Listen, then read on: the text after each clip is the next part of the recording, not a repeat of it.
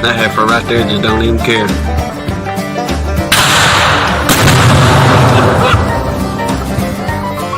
Save yourself now.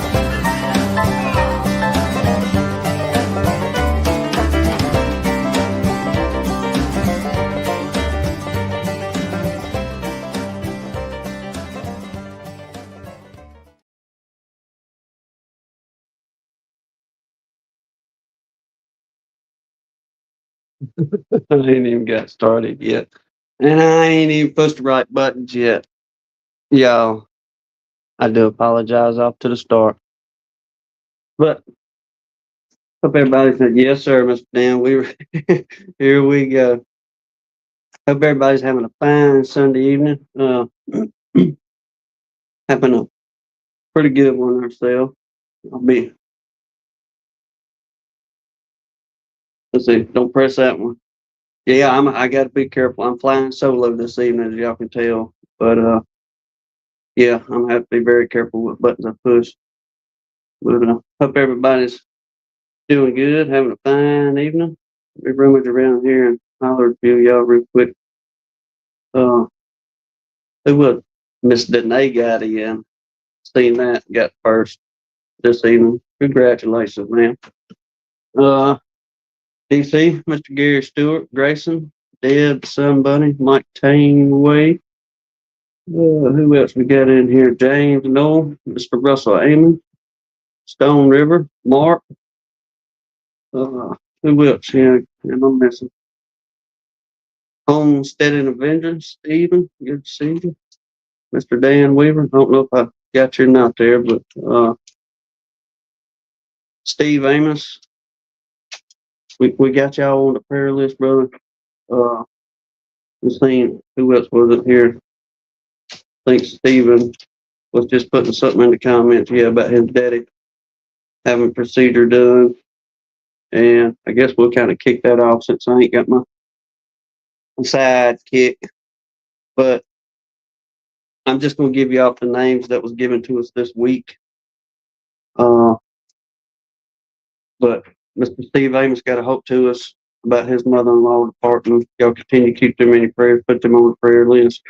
And like I said, seeing Steve from or Stephen from Homestead and Avengers.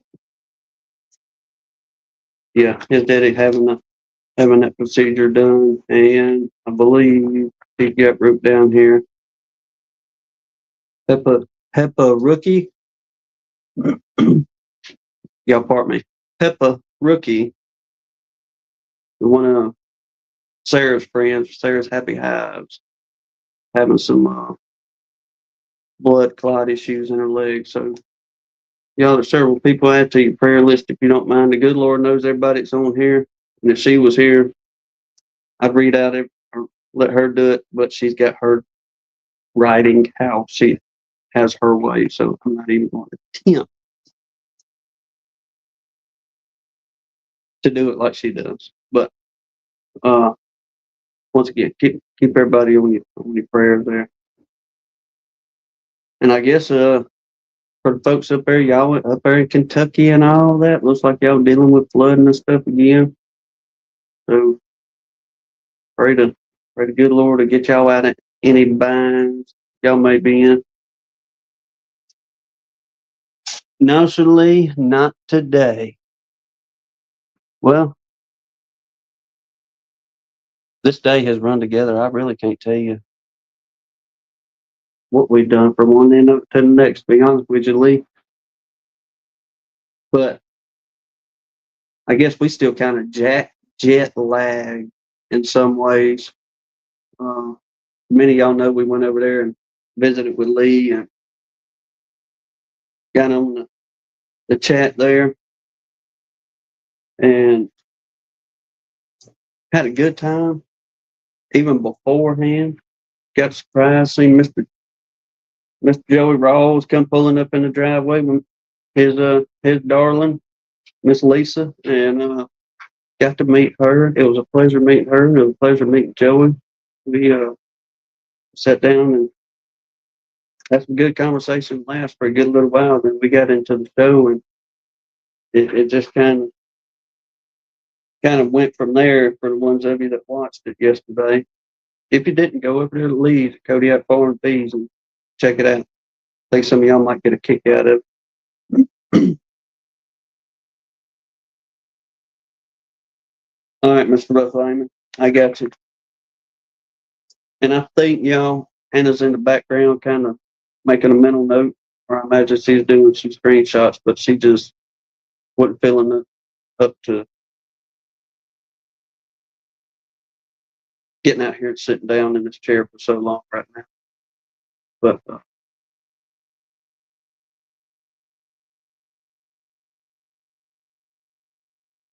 just jotting you down here, Mr. Ruff. But yes, Brian Baker Bees, we missed y'all. We had a communication error, I guess, and we weren't able to meet with Brian and Miss Kathy. But when Hannah told me what had happened this morning after she had spoke to you, Miss Kathy, I think I got another plan, and we'll get together on it. We'll see if we could put something together. Because I told her, I said, well, so maybe I don't know if the we'll just put it like this. It'll be a plan of salsa. So, Miss Kathy, some of y'all know about what happened to our original salsa that was supposed to get to us. How the gentleman put it, he acquired it. I guess there was another long college word in there, but pretty well saying he acquired it. He didn't take it, but he acquired it. But uh,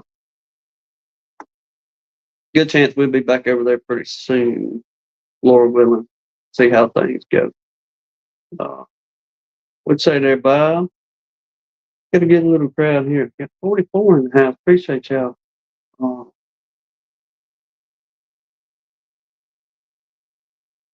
you right, DC, because I will forget 90% of the plan. That's why I have to write down my little beekeeping notes. Then throughout the week, I tell her all kind of stuff, or I'll aggravate her, and we'll just have a good laugh at whatever it may be.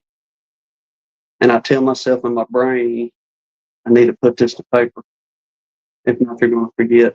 And if it weren't for her, yes, I would forget half of what goes on in my world. But yeah, went over there. Like I said, we'll chit chat a minute about our adventure over there with Lee. Pastor Larry. That y'all was just looking for y'all. Pastor Larry, Miss Jan, and Miss Leona. We have met the Miss Leona of Louisiana. And that's Lee's mama.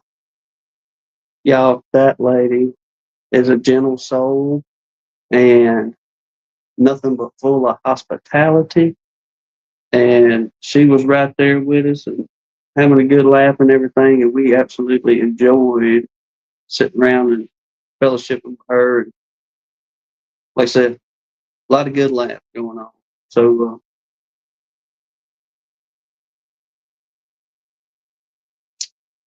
good deal. What else we get into? Talked a little bit about bees. We went out there and we seen Lee's bees. Got a little, it's about 10 minutes of video. We went out there and fiddled around. And there's a good chance I think Joey, he may be putting a little bit out too there. And while I'm thinking about that, oh, Joey, some of y'all may have seen this. If you didn't watch yesterday's live, I'm going to show it on ours tonight. But some of Joey's cream honey. And Lee, we appreciate you sending us home with some fine Kodiak Farm honey. I come right out the bottling tank. That baby was still warm whenever we loaded that up in the ride to start heading home. But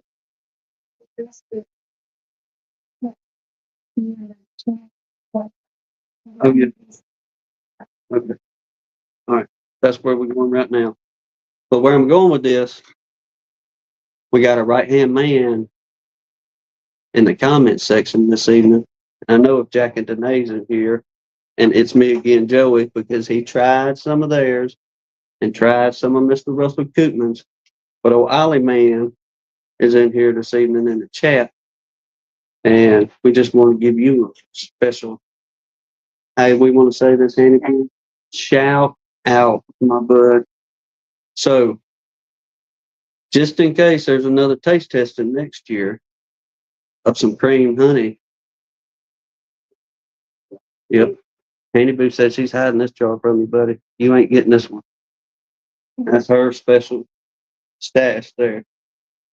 But I'm gonna say that's gonna be a good contender as far as any cream honey. I don't just saying if Joey does something next year in the cream unofficial official cream honey portion, I'm gonna say that's gonna be uh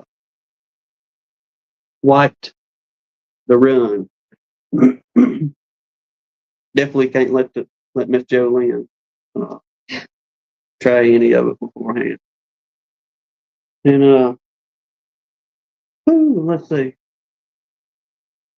I guess leading up to the live, like I said, we were sitting there talking with Lee for a good few minutes, and he was saying, "Well, Joey and Miss Lisa's gonna ride by," and we all get together and chit chat a little bit before we go live. So they come pulling in, and we got to shake hands and speak with them for a good little while, and uh, then the whole live just kind of came together in a way after that. Because me and Lee, we did get together on the whole uh, smashing the buttons, and Lee come up with the standby buttons. Is it got everything in a wreck? And I called him back. I said, Lee, I said, man, is there any way we could put like, if I hit a red button, there's an explosion and it just takes the whole everything out? The man's genius. It wasn't 5 minutes later, he done sent me something back in the email going, check this out. And I was like, brother, that is perfect.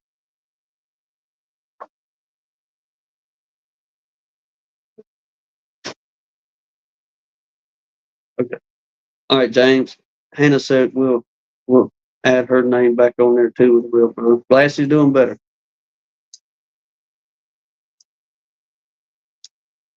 Yeah. Phil, we was hoping some of y'all would get a good kick out of that. Just trying to. I was excited to get in there. Lee did. He said, "Look, this is what you push." Even before we went live, because I was like, "Man, I really don't want to mess nothing up. But are there buttons I can really push?" And he's like, "Oh yeah." And he showed me. Went through there. Then, as y'all can tell, he had to remind me as we're going through it which buttons to push. Then it got into standby, then explosion. But yeah, we was hoping a lot of y'all would get a good laugh, enjoy it, because we sure did. Hey, we wasn't supposed to, Joey. I forgot to get with you out the door on Mr. Mike Berry's directions.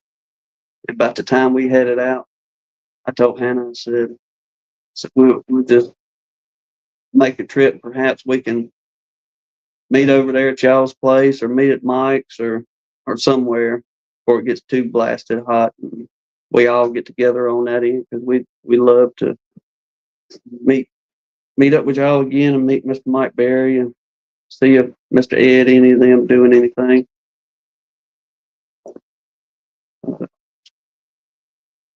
Yeah. While I'm thinking about this, I gotta say this. Uh-oh. Miss Lisa, Joey's wife, she has a certain way of working him, I guess you can say. Well, because Joey will say, if I say I'm forgetting something out the car, she'll have me grab something there out of there for her. And I noticed that a couple times. She had him working back and forth, back and forth. And I was like, she has got him trained, and she has got him trained good. So good job there, Miss Lisa. I enjoyed that, seeing how well you have Mr. Joey Rawls there trained. You call it direction, Tim, not working. There we go. Yes, sir. Uh, what else? It, whew, that's pretty well it. Like I say, y'all. We went out there and checked Lee's bees. Had some good looking colonies out there. One of them puppies, she was packed packed out pretty doggone good. Don't know if they was old or if they was newer sales, but there was one with I think a couple cups in there, but nobody was loaded up or anything like that. But his bees is it was looking pretty doggone good down there. Hannah was able to get into them a little bit. Then we realized that we forgot her boots, so she kind of had to start backing out a little bit when the bees were getting a little flighty. I learned something. Wait a minute. What was that you told me yesterday on the live? Yes, dear. I'm sorry. And there was something else in there. You have to remind me exactly what it was. But Joey Hat was lining me out in there on that. But yeah, like I said, she got to hang out the bees a little bit. Then we kind of went on our separate ways about an hour or so after that. I think Joey said they was about an hour and a half away. It took us probably I'd say about 3.5 hours to get over there. Oh, you were wrong. Y'all see, she got that in there. If nothing else, if she ain't gonna come see it, she's gonna type that in that comment. You were wrong. Yeah, because Lee was talking about having that conversation with Miss Renee. Uh, what else? What else? What else? Mr. Larry Gandy, I don't know if you're in here, but he sent us a interesting little video. We're like I said, we're running behind this evening. That's why we didn't come on at 7. We had something we had to go take care of this evening and wasn't able to start at our normal time. So uh, I was going to share a little piece from Mr. Larry Gandy that he sent us. He was out feeding his bees, and I think the majority of what he's got out there are Russian. And his boxes were looking good. He was filling up feeders, getting everybody ready. Uh, what else on the beekeeping end? Tell you what, I'm opening this chat up. Any of y'all want to come in here?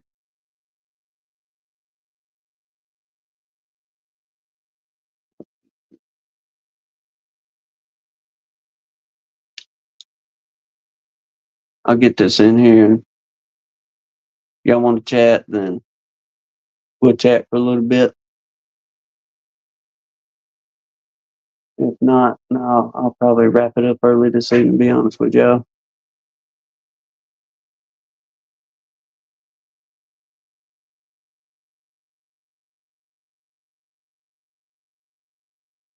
Bear with me. We getting there. Okay. Man.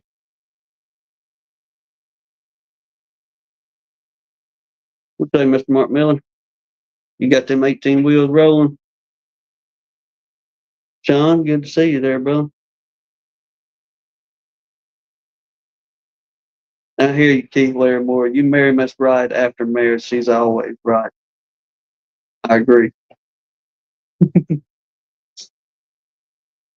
Uh,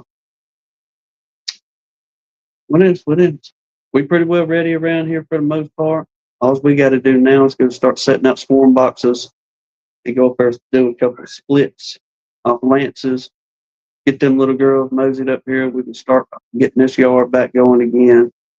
And at the same time, we can concentrate on trying to get what we can get out there the Lances. Uh, in the easy chair, the man says, I heard that, Captain. Uh, thinking on some of that, while we was moseying over to the great state of Louisiana, y'all, let me tell you what. I told Hannah, I said, if you could put bee boxes alongside the interstate over here, them jokers, they'd be packed out, slam full. Because I'd say 80% of the way once we got on the western side of the Pascagoula River, all along the interstate, all the way literally to Lee's house, you could see the red maple fixing to bloom. And it was just like red blotches all the way down through the interstate. Then I have no idea what kind of little yellow flower. It was on a stalk, probably, I don't know, maybe 10 or 12 inches high. But then things littered the ditches all down through there. It was really pretty looking at them. And seen quite a bit of white clover over that way. So ones of you on that side of Louisiana and Mississippi, looks like y'all gonna have a good pollen run and maybe a decent little nectar flow here before too long.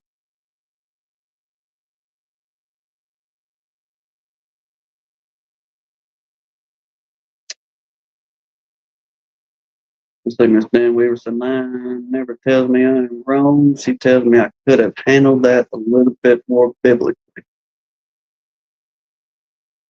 Yes, sir. And I'm not, let me say this since you put that in there. I heard a preacher one time say, and I'm not justifying being ugly by any means, but preacher man told me one time, he said, I was having problems out of a gentleman in my family. And he said, I just finally got tired of it. He said, son, he said, let me tell you something. I'm a preacher, but I'm still a man. You understand what I'm saying? And he said that ended that for the issues they was having. But you're right, there are times we can handle ourselves much, much better than we do.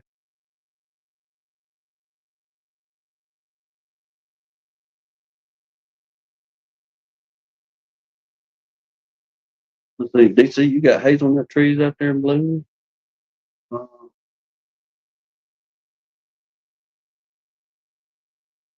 what was that Steve say? I never knew I loaded the dishwasher wrong until I got there. I hear you, bro. See, that's another good reason to get one of the dishwashers. Even though I'm the one that opened my big fat mouth about that thing.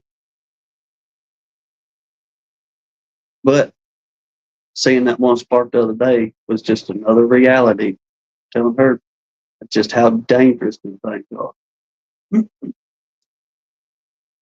Gary, yours is covered with snow. Are you talking about your dishwasher covered with snow?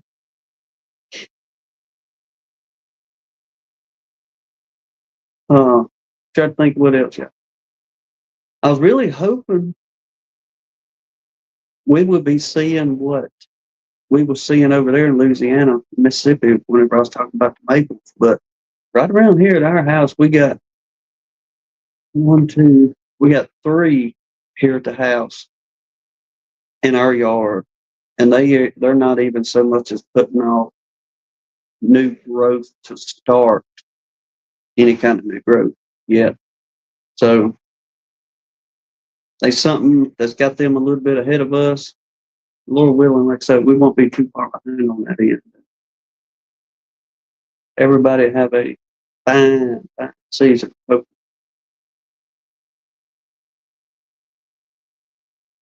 y'all be safe. Y'all talk about that snow. Looks like some of y'all fitting to get a bunch more.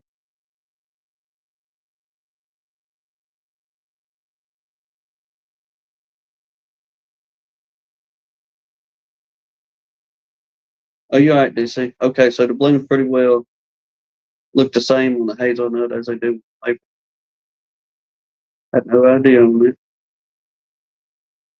Uh,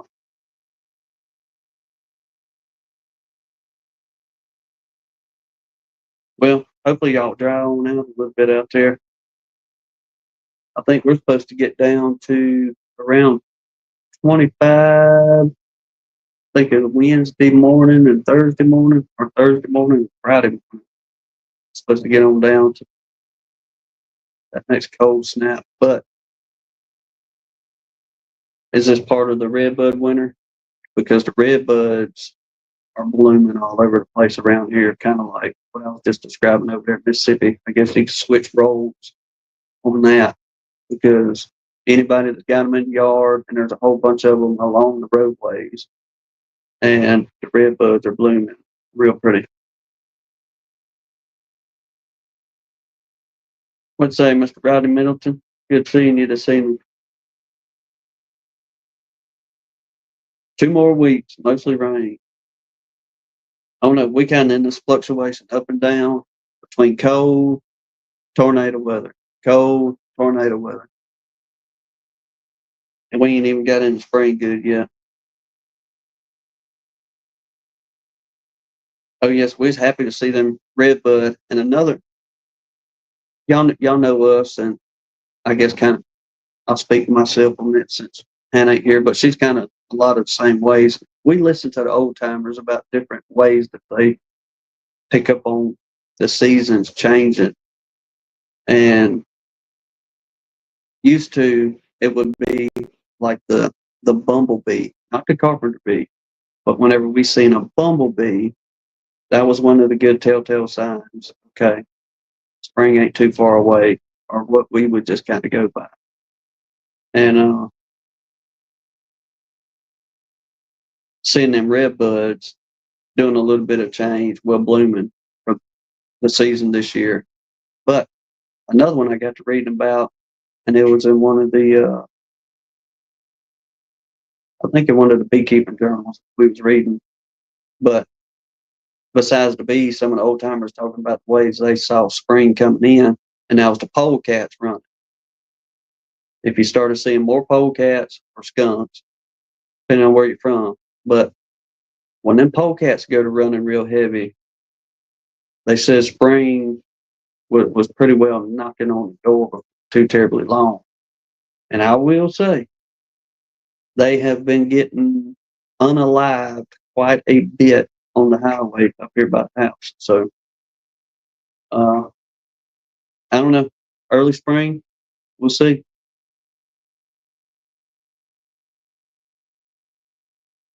Oh, Mercy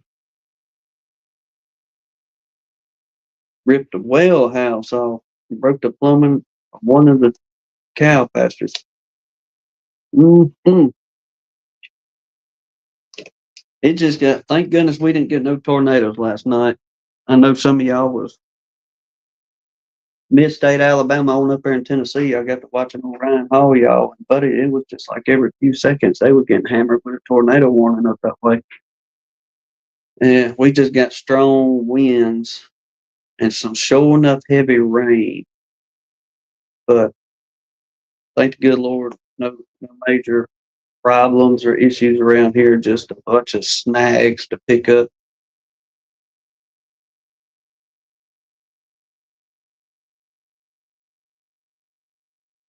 Well, that's another one there too, Mr. Dennis Barney. I did think about mentioning them. There are dandelions all over the place around the house or up this way.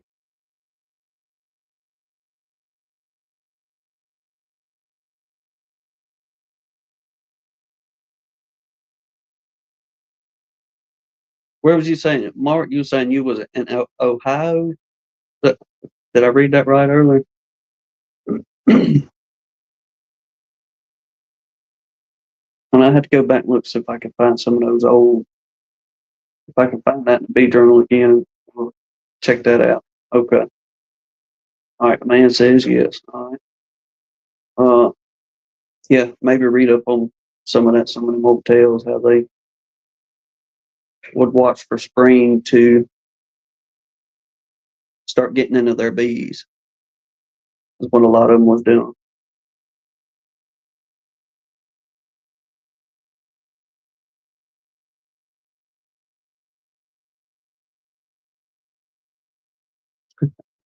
Yeah. I'm going back here in Lee's comment, 84 yesterday and 34 tonight over there. It was quite humid, and that wind, buddy, that wind was getting it. That ride we was in, it was just blowing that joker all back and forth along the highway, and it never let up from the time we left Louisiana from the time we got back to Alabama.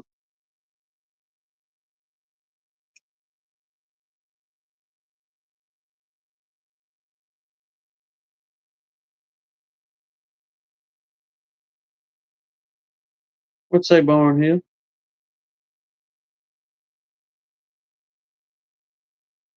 Let's see what else. Well,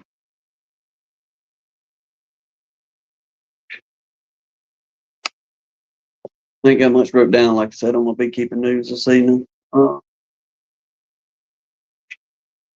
Mr. Mike Conley, I have not seen that man in there.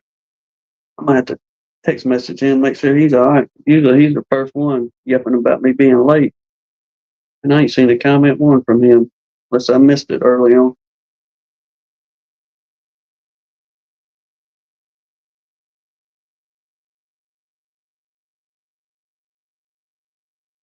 Dandelions come after colt's foot. I have to look at it. I have no idea what them. She's got my phone there. Ooh, y'all gonna get down 22 there, Dylan.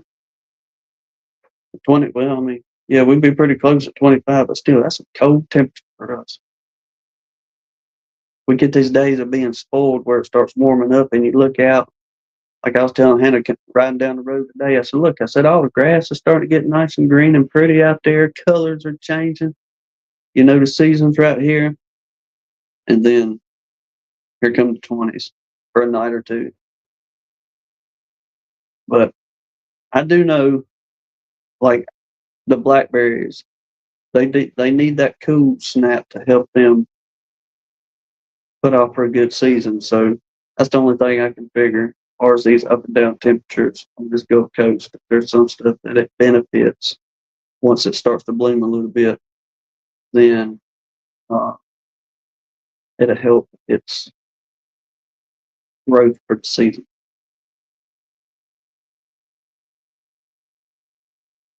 Going to be 9 Tuesday night. Goodness.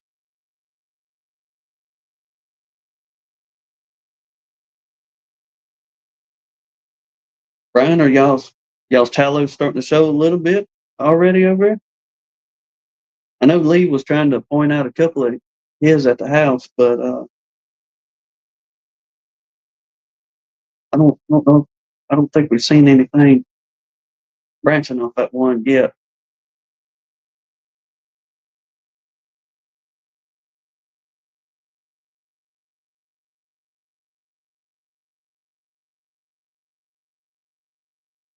That might hurt the red maple.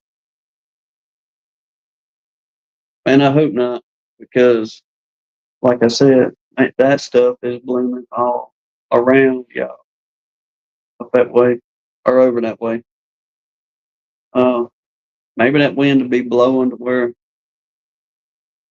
you won't get no kind of frost or nothing to set heavy on it. It'd be just enough. Maybe it'd be just enough in them swamps and stuff like that to keep it above temperature where it won't bother anything.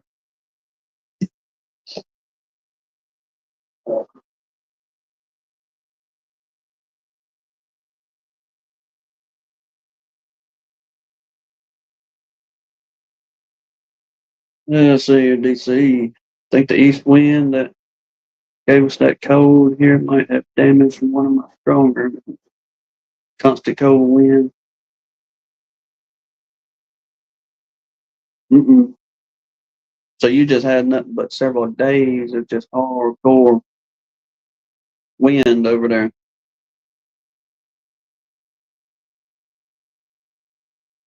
Well, they are, but I'm on your comment there, DC. I think the windbreak's more important than we think. According to, like, I comment to you quite often about you having them shelters. Old Demery, all right, the man, one people do their hit his type hive, the Demery hive. Uh, in his writings, he swore by having his bees under a covered shelter of some sort with a wind block on it in the winter times. He said his bees did great going through winter and going or coming into spring, they did very well. They didn't have so much issue, it appeared to him, from the readings on what he wrote.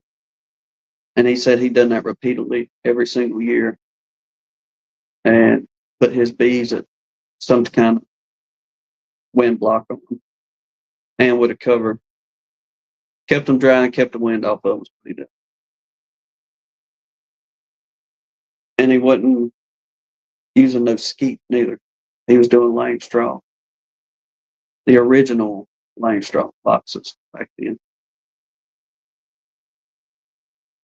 Demery, is that who you asked me, Steve? Uh, he was in the North Country up there. Y'all don't hold me to it, but I'm gonna say like Kansas way, mid states right there. Uh, if I had my phone, do a Google search. Well, I can do. Yeah, I can do a Google search. Let's see here.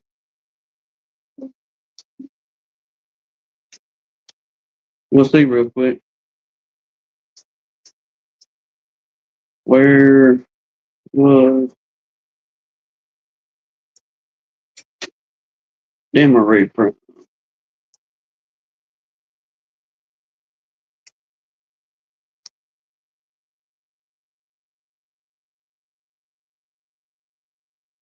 Great.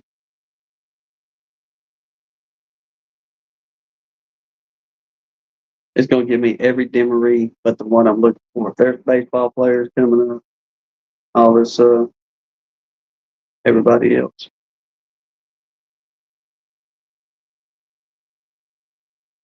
Let's do it this way. Where was the beekeeper Demery from?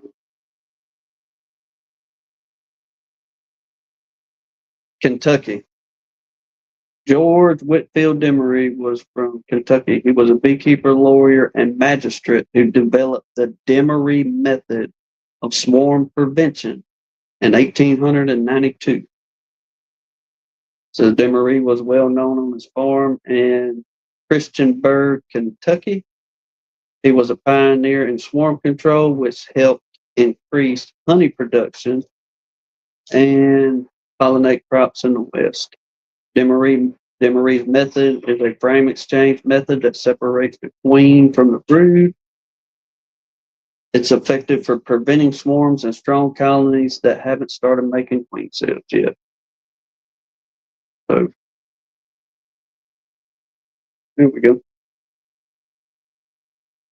Hey man, you gonna holler at everybody real quick, or you gonna whine? He's sad. Mama's not in here to sit in the chair.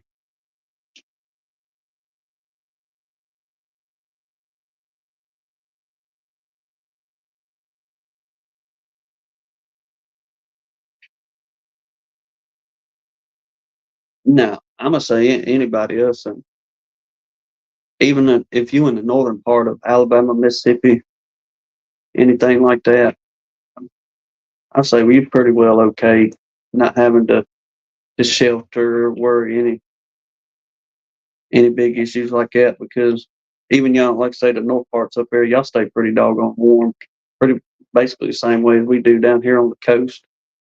Uh, and granted, y'all may get a spell before we do, but for the most part, we pretty well get the same weather. Our biggest worry, I guess, if we get into weather on anything, is going to be the humidity and that sudden drop in temperature, and worrying about you know humidity building up in the boxes there in the cotton.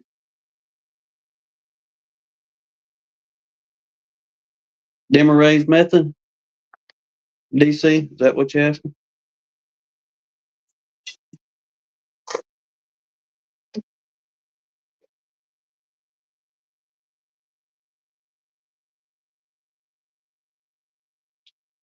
Yeah, I mean, yeah, we give it a shot because that's what we want. We want to, well, like we was mentioning yesterday during Lee's live, this year coming into this season, we want to get up to at least try to make our goal. And granted, we're starting from scratch, doing everything, but the whole point and purpose is going to be building those colonies, building them up, getting them strong enough, and having them ready for the next season to come in. And then we can worry about pulling honey, doing more splits, and trying to take and go from there. But if you can get them strong enough, like you say, on Demarie's method, that'll be sure enough helpful next season to prevent that swarming. Uh, but there were several other ways he had. I'll try to dig up some more, maybe for the next live chat, of some of his other methods in beekeeping. But that was just more like his most, I guess, well known way of beekeeping. Because most of them talks about in them old bee journals, it's Demery, C.C. Miller, some dude named Doolittle, and Date Ant, the original Date Ant brothers, or family, and all that.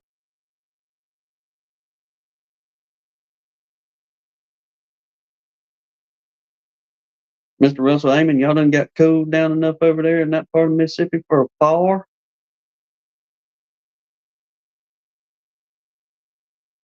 I don't. Let's see. On this computer, it says our current temperature is 72.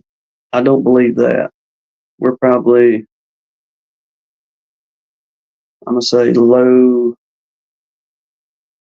60s, maybe high 50s right now. Okay, I was close. 57, she tells me. 44. Oh yeah, that's plenty cold enough to start a fire around here. Larimore, it's coming, bud. It's coming. Y'all enjoy that 66 for a minute. Yeah. Well, y'all supposed to be getting some snow in the next couple of days, ain't you? Ricky sitting at 24. Ricky, y'all didn't get in a bind last night with that weather, did y'all? If if you mentioned, I apologize if I missed your comment, but uh, the thing, a lot of them rivers and stuff up that way was rising again. Nope. Keith says, nope, I hope not. No snow.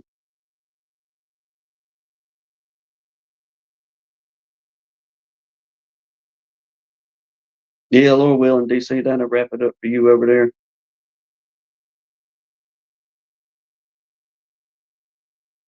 Well, y'all ain't even had much snow out there in Washington this year, have you? What, maybe one or two, maybe?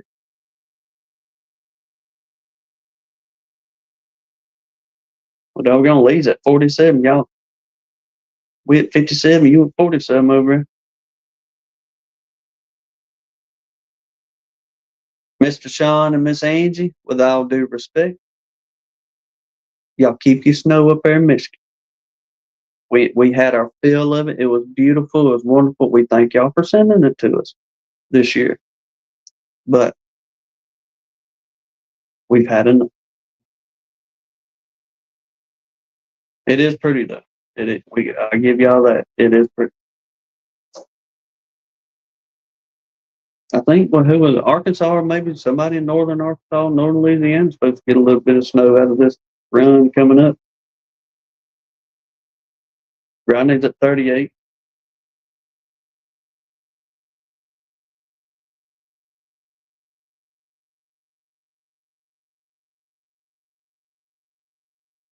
Now I'll go with that one. I'll take the tropical storms. Not so much the hurricanes, but I'll take the tropical storms for you. Y'all keep your snow. We can exchange maybe every few years. Let y'all get some of them hurricanes and tropical storms. Gary said, snow covers everything up. Got the yard looking real pretty for the year.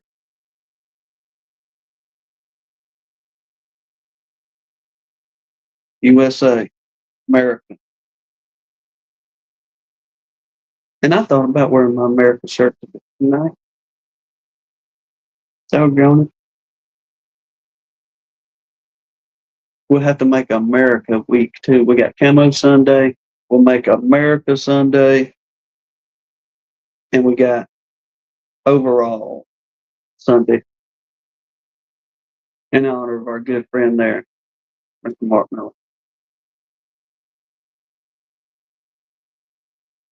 Lows in the single digits, Sean says. No.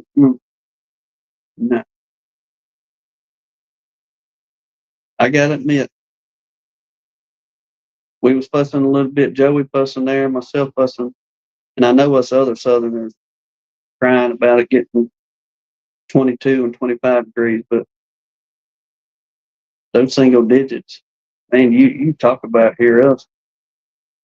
Goodness. I can't even remember, I don't think, the last time I heard of it being single digits down this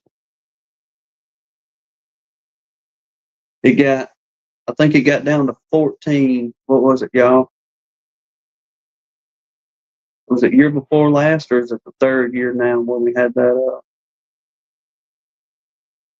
that bad cold weather coming here, and it got into the teens. That's what messed up the tallow run so bad for everybody down here, was that last blast of cold air. And we pretty well don't give up on it completely until after about Easter, and we'll kind of quit looking after the cold weather so much. Good grief, James Noah talking about 1 degree right now.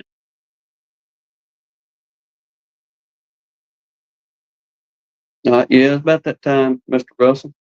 He said 3 years ago, it was 11 over your way.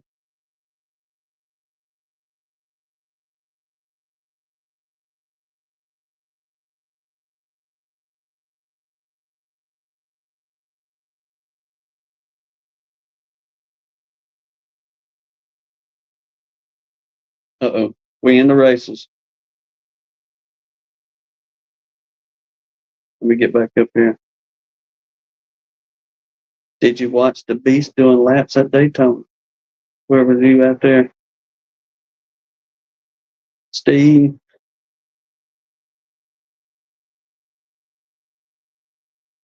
2001.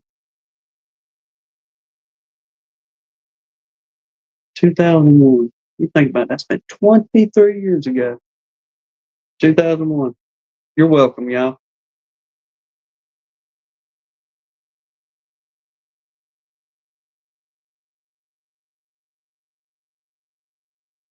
Mark, don't feel bad in a way, because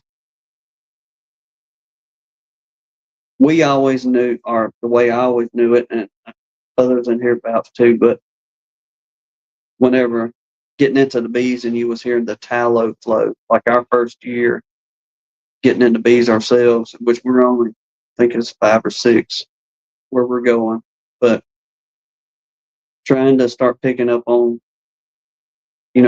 what trees done what, and you're hearing about the privet flow. We knew all about our privets around here because they just a pain in the butt if you're a landowner, but great if you're beekeeping. Then hearing others talk about tallow and tie, then I was like, well, are they talking about this tallow flow? Tallow flow. So finally and I Googled one day, tallow. And when I seen the picture of the tree, and I was like, really? That's the name of it, I guess the for real name of it. But if they'd have told us, oh, we're having a good flow off the popcorn trees this year, I'd have known exactly what you'd have been talking about. But with everybody saying the tallow flow, but you talk about threw me for a loop trying to figure out what in the world are they talking about a tallow tree? What is that? Do we have them here? Then, like I said, we seen them and they're all over the place.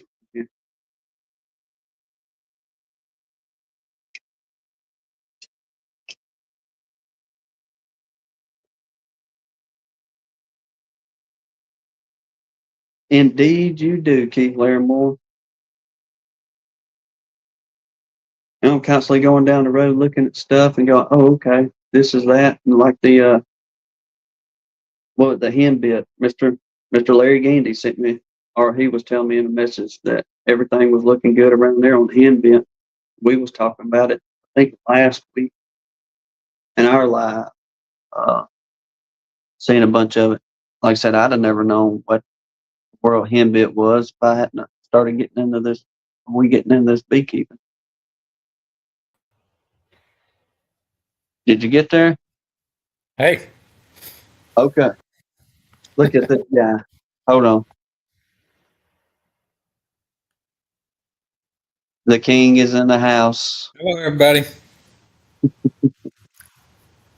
In case y'all forgot, No, we can't let him forget. Not, not until September. Not until September. Then you have to try again. What you know good out there in Texas?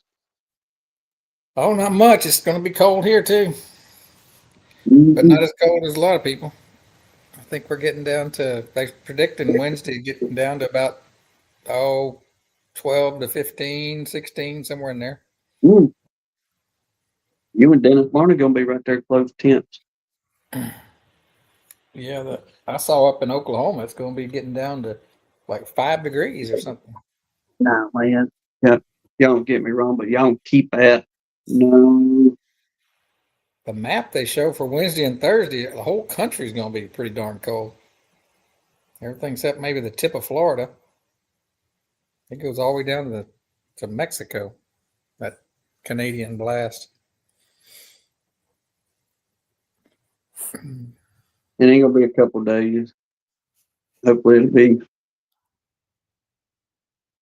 be on out. Like far as our cold, I guess y'all stay a little bit colder. We ain't supposed to be that about 22 and 25 for about 2 nights, and we'll start kind of getting back on up in the Yeah, 40s and 50s. after it's supposed to be back up in the 60s and 70s. But I think the bees know something's coming because I was planning on moving some bees today, and I was just waiting for it to get to be 40 degrees, and I went out there at about 35 degrees, and they were flying. So I decided not to move them. But I might move them on Wednesday or Thursday in the afternoon when it's not super cold, but still cold enough they won't be flying. Hopefully. But they are moving pretty good. Was they bringing in any pollen, or they just kind of doing water run, or maybe a little nectar here? I don't know. I was just back there grabbing some boards off my wood pile, uh, and then I was gonna block them in, but when I kind of stepped around the corner, I saw a couple of them out on the landing board, and I was like, "What's going on here?" And then I started checking, and sure enough, they weren't a lot of them flying like they was yesterday, but they was, there was enough. I didn't want to leave a bunch of foragers behind. So, and there's no rush for me to get them over there. It's a friend of mine's house. I'm doing a pollination contract for him. But Is that something you're gonna try to renew each year? yeah, I'm going to try to. I want to get at least 3 of those this year if I can figure out how to get my name out. I got the lead on one for a business in Irving, Texas, but they've gone kind of quiet on me, so I'm not counting on that one. This What's is a one? Go ahead. Well, this guy's a friend of mine. I went to college with him, and he was actually paying another different beekeeper to keep bees on his place to keep his ag exemption. So I'm taking over for that. But hey, Lord willing, it's a foot in the door. Start Yeah. getting them bees built up, and you never know. Old Philip here being the next old Bob Benny with them 18-wheelers rolling in, talking about get that pallet right there, boys. Somebody, I like what Lee said. Wear my crown, Ray. Yeah, I have to wear my crown when I'm out marketing myself. Uh, so Stephen was asking how much do I get per hive. Stephen, my fee would be $3,500 for up to 10 hives, and it'll be if. And I'm not going to do anything that's way far off. This place is 25 miles from my house. That's really about as far as I want to go without getting a little extra. But the way the ag exemption works in most of Texas, every county is different, but in most counties they want 6 colonies for the first 5 acres, and then they want 1 colony for every 2 or 2.5 acres after that. It usually comes out to be no more than 12 colonies because they cut it off at 25 acres. It's between 5 and 25 acres. You can keep your ag exemption with bees. I don't All know right, why they cut it off. educate me, Philip. Okay. $3,500 Mm-hmm. up to 10 colonies. Yeah. How long do those colonies are they required, or is it just vary per contract for your bees to sit out there on the property? In the county that I'm putting these in, they have to be there 7 months out of the year. Uh, As a matter of fact, the bees that were there had not been there since December because it's a big outfit, and then they take their bees to California. So I'm sure those bees are in California right now that were there. so that's not a bad gig. We're going to use you for example. Mm-hmm. You got you set up 25 miles from the house, roughly. If you could bounce around and do that, we say maybe 2 or 3 more. Right. It wouldn't be nothing to run that 25 miles. It would be well worth it to me. I'll just put it like that, to run 25 miles for that $3,500 for 7 months. So then bees just pretty well sit out there, make sure they doing good, then mosey on back to the house.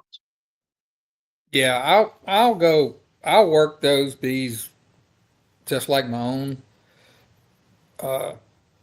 And these next 3 months, but then after that it'll be just kind of once a month kind of thing. But somebody said something about how can anybody have more than 10 acres in Irving, and that's Dan. That place is a pharmaceutical company, and they had about a 10-acre lot. Well, it's one property. They got a big office building. It's multiple thousands of square feet, 4-story office building, and they have a big.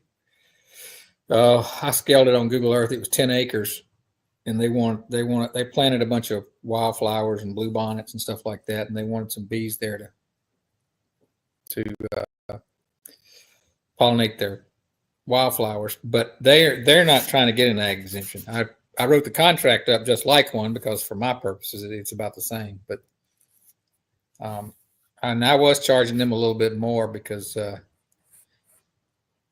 I'm going to have to be a little more proactive, and I'm going to put a lot more warning signs and stuff up there because it's in an urban area.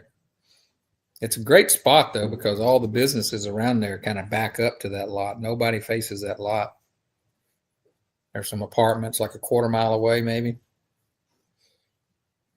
There's not any, no housing or anything really to speak of right nearby. No pedestrian areas, nothing. Real quick, Tom, I pushed as many as he would allow me to push without literally blowing his place to pieces or destroying a complete nuclear meltdown over there. Because Tom, you and JW was just there. So whenever you walk in, it blew my mind how Lee's setup really is. And it was kind of intimidating going, what if I do smash a wrong button in here and there ain't no telling how bad things could be. with all the get up that he's got with this and that and all kind of stuff everywhere. But oh yeah, many as I could. But uh, real quick back on that. So how many average do they take out to pollination then for the almonds? Or is it usually just people go in together and say, hey, look, I'm going to put 10 on here?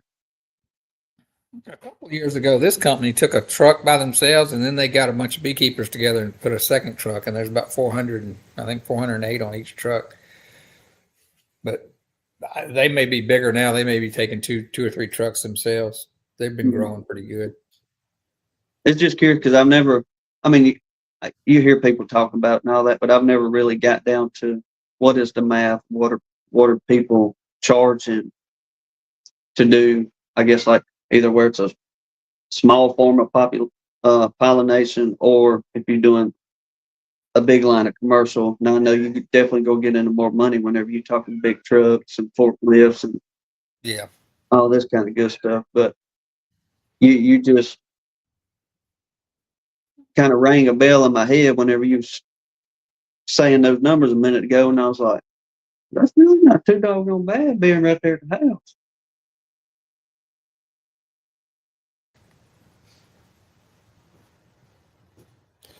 yeah. It's called it's called a pollination contract, but it's really just to help people keep their ag exemption. There's no real fruits or crops or anything that on most people's property like that. Now, I'm going to put mine. Mine are just going to be hauled out there in my truck, but I do have a little project started. I might make a video of it, but I bought a little trailer from Harbor Freight, and Noah put it together. I'm gonna put 10 colonies on it that I can drag around. So the trailer's put together. I just have to build my frame on it to put the hives. Just pull her up, drop her off, and Yeah, it's one of those folding trailers. So the tongue on the trailer, it's an A-frame tongue. I'm gonna actually take the tongue off the trailer. I'm gonna jack it up, take the wheels off, take the A-frame off, and leave it just sitting there, so nobody can just pull up there and hook up and leave with it. no, I don't know if it was you or you may have watched this same video too, but I'm pretty sure Brian from Flower Street, we was kind of carrying on about this one night, but it was an older 70s documentary of people across, I think it was in the Alps over there. But they used to, have the bees and the skeets and all this still, but pretty well doing that same thing. What they done is they chased that flow around that area.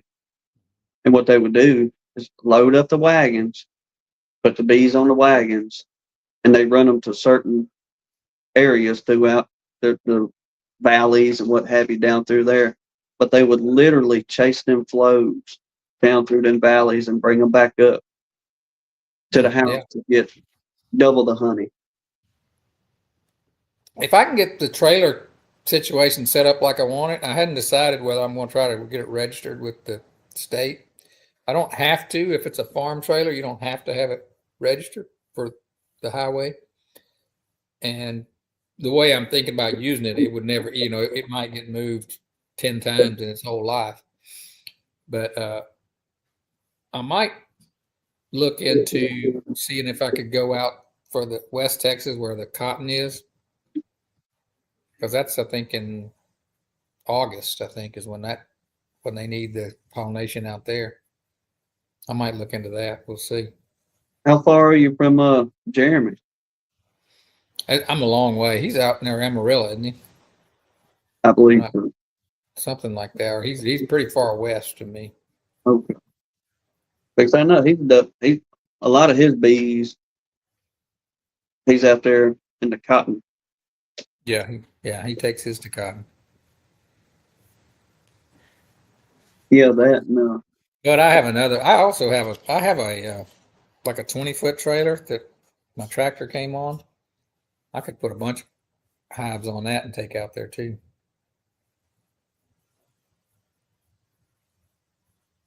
It'd be nice to get you about 3 16-footers. And you probably get what 40 colonies on one of them, 20 on each side, no problem. Probably. And load them puppies up. Like you say, just go put them out there for jack it up, put it on blocks, take the tires off. And staying out there 7 months, so you ain't got to worry about, having the hassle of putting wheels and tires back on it every time you go.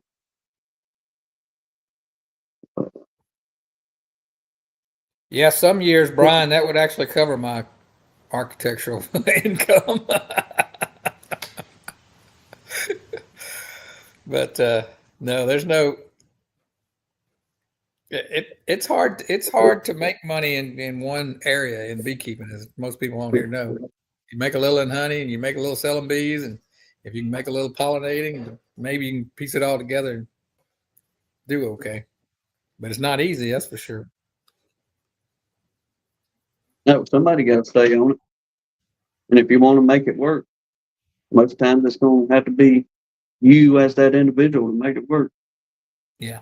So Keith said he tried cotton with no luck. I'm under the impression, I've been told that there's two different kinds of cotton. One requires pollination and one doesn't. I think where I grew up, that cotton doesn't require pollination. Oh, there's Robert. What's going on, gentlemen? What do you Hey. say now? Love the hat. I'm digging Yeah. it. Man, that's the trophy hat. That's what that is. You see? Yeah. See did if I you can see show that? y'all what's on there. Let's see here. What is that The for? unofficial official honey tasting. Yeah. And I got the there it is right there. See, it's engraved and everything.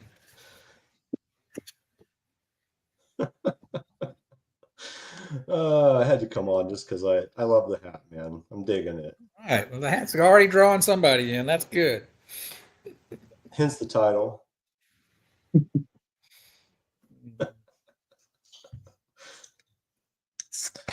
How's it going, Robert? It's Yep. going, man. Hey, I didn't. We talked last night, but I meant to get a hold of you there. I didn't know if you had gotten a chance to look at those. I don't know if you can build those yet, but the handles I posted. Did you put that on YouTube? I Where'd you kind put of did that? on both. So yeah, I mean it's nothing fancy. It's just a handle, but I put a how-to out on the web for you guys. Was that on YouTube or was that Facebook? Both. I put it on Is it- both because I put it on there for Ashby. I seen Ashby was building handles and he was just putting a rabbit on there, and so I sent him a link of how to create these with just a simple. All you use is I use a 7/8 inch bit, dado bit or blade, whatever you want to say, and you run one rip and then straight, and then you put a bevel on it at 45 degrees or 42 and some degrees, and that creates the handle. So I can share. Hold on a second, I'll present there for you. But I put a. Give me a second here. Let me share my screen just a second. I'll pull this up, but you guys, it's out there on the net if anybody wants it. But I had you and Ashby in mind there because I know you build your own equipment there, and I've seen what Yeah. Ashby's doing. The only issue with me, I'd only be able to use those on the honey supers. I put a rabbit in the backside or a dado in the backside so I can split the thing down the middle. So Yeah, I I wouldn't got really be able to, I can't recess in the front or the back. Gotcha. Okay. Yeah, 2 seconds and I'll pull that up. But I wasn't prepared for that. I just love the hat, man. I had to call in for that. What? Hold on. Let me see if I can get in here real quick. Because they sent these to us the other day. Yeah, here we go. Yeah.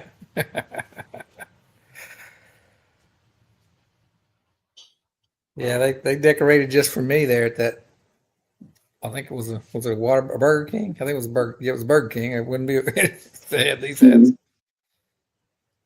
I got a good laugh out of that when you sent that to me. I told her, I said, "Look at this crazy right here." Uh-oh. See Lee's comment? Which Which one one? has more hair? But me or the bull or the cow? I don't know which one. What are you comparing me to? Hmm.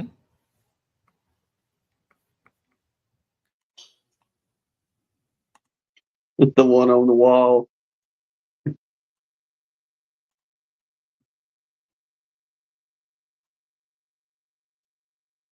That's up there. When you get a second, you can briefly discuss it.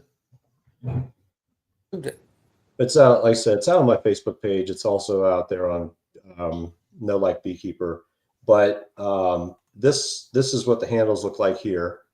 So they have this 42-degree bevel basically, and then a dado rip here.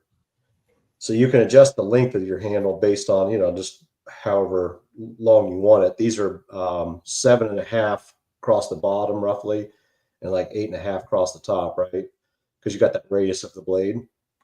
But if you, as far as I put some jigs out, or how to build a jig out there. So I mean, it's nothing fancy. It's literally just a stop coming off. Like for my example, my blade, because of the depth of my handle depth is 7/16.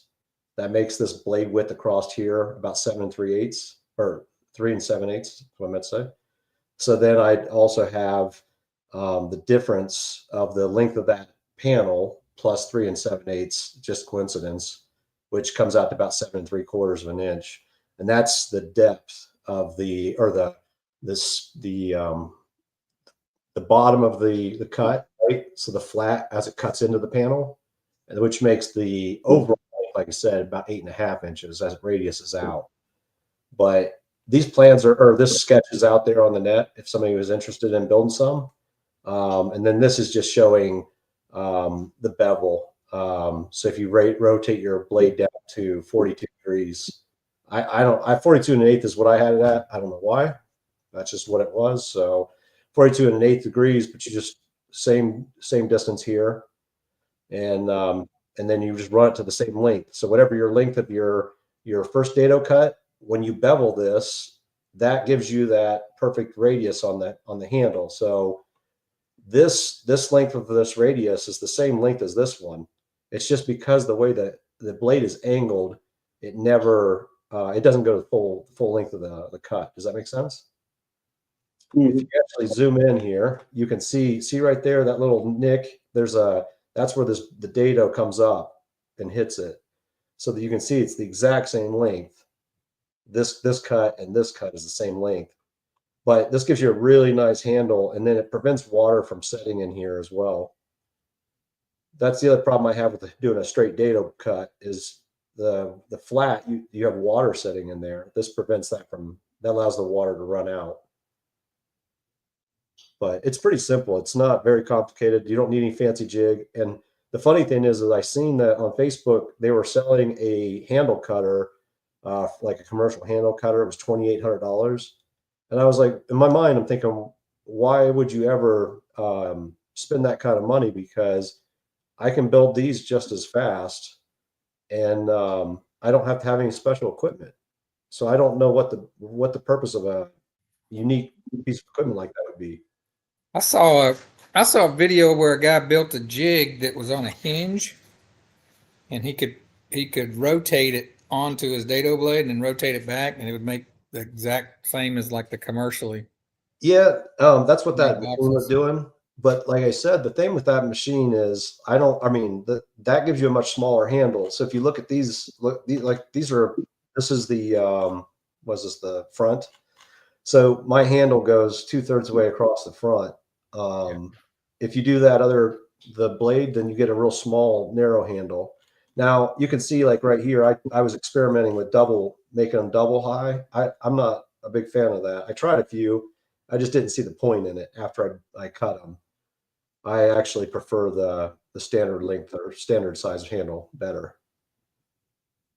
So anyway, that if you guys are bored or whatever, you're making handles, it's out there on the Beekeeper, No Life Beekeepers site. So where'd so I'm assuming you're buying your own wood. Where are you getting your wood from? I actually get all my wood from a funeral home, or not funeral home, sorry, a coffin shop. Um, they whenever they build a coffin, it's kind of weird, right? But whenever they build a coffin, they a coffin length is 7 feet roughly.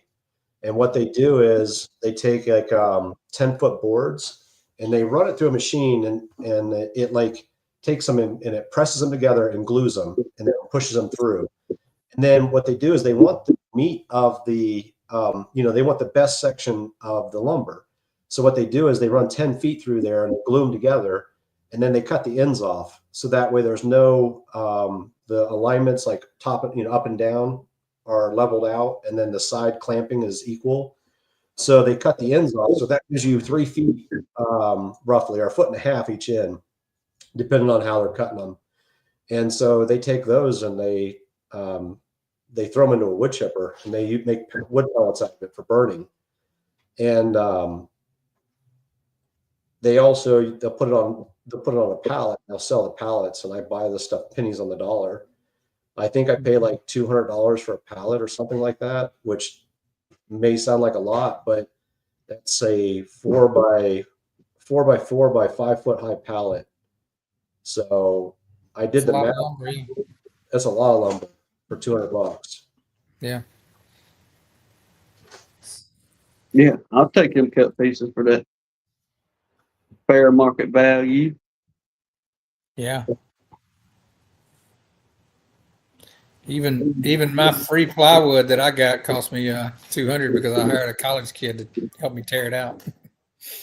Yeah, this stuff's really, I mean, it's perfect for me because it's the right length, right?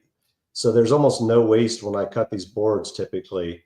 Um, And what I do is I go through the entire stack and I divide it all out, and I separate the different sizes, meaning like, let's say 18-inch long, 20 or 20-inch long, blah, blah. So if it's not, basically, I don't want to cut a board that's 20 inches long down to anything less than 20 inches, right? Because I want to use that for the sides. But anything that's less than 20 inches doesn't work for a side.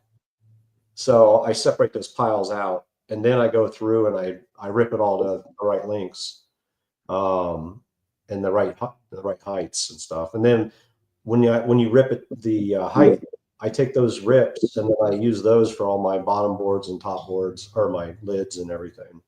So, Right. but it's like I said, it's pennies on the dollar for what I'm paying. I'm probably not paying. I mean, I did the math. I think there was like 38 layers or something. We can do the quick math on that, but 5 foot. So 60 inches divided by 3/4. That's 80 level layers that I'm getting. So that's 80 by 4x4 on a pallet. It's a tremendous amount of wood for the You price. probably get a couple of boxes per layer. I got about 200 boxes out of one pallet. Yeah, that's only $1 a box. That's great. Yeah. Yeah, Lord, yeah. I We can mean, have a piece of 1x12 for $40 last year, and all we got was a nuke out of it. Yeah, Dennis said 1x12 is $38. That's probably Home Depot. and share that screen again for a second. You notice They were selling 1x12s at Nobby if you bought a good load of it for it was 90 cents a board foot. if you So, look probably at there's $10. cedar. It comes. I mean, the cutoffs they have. So they've got cedar, cherry walnut. This is mahogany. That's pretty stiff. This is poplar. It's very popular with them. But yeah, I mean, there's some really nice lumber because the They don't make coffins typically out of cheap material.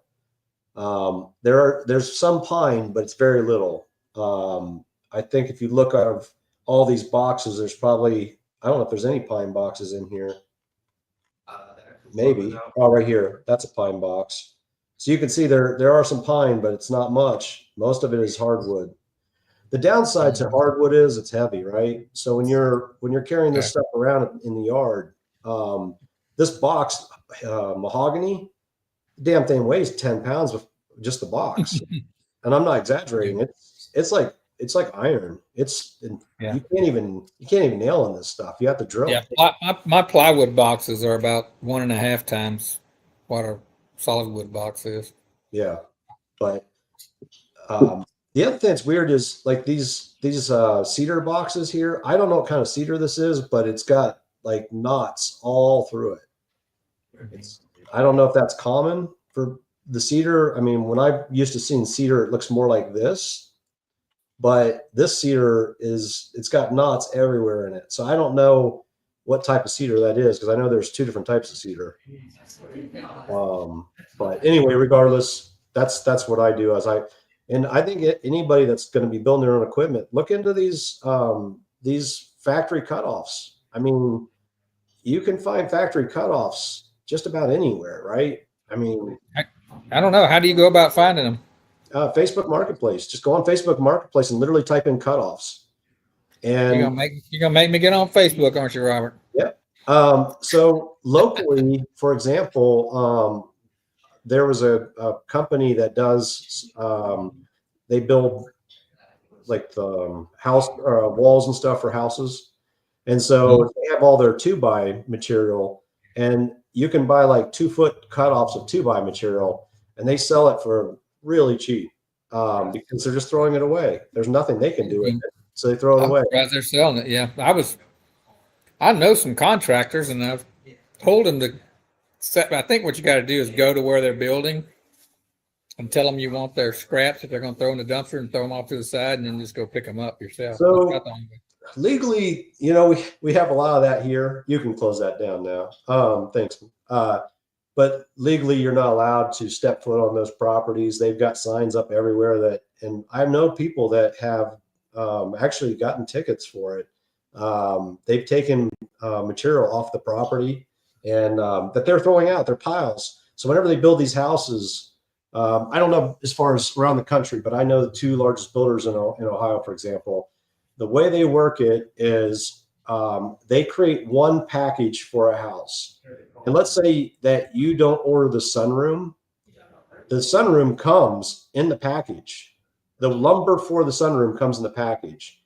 They literally take the brand new material and throw it in the dumpster.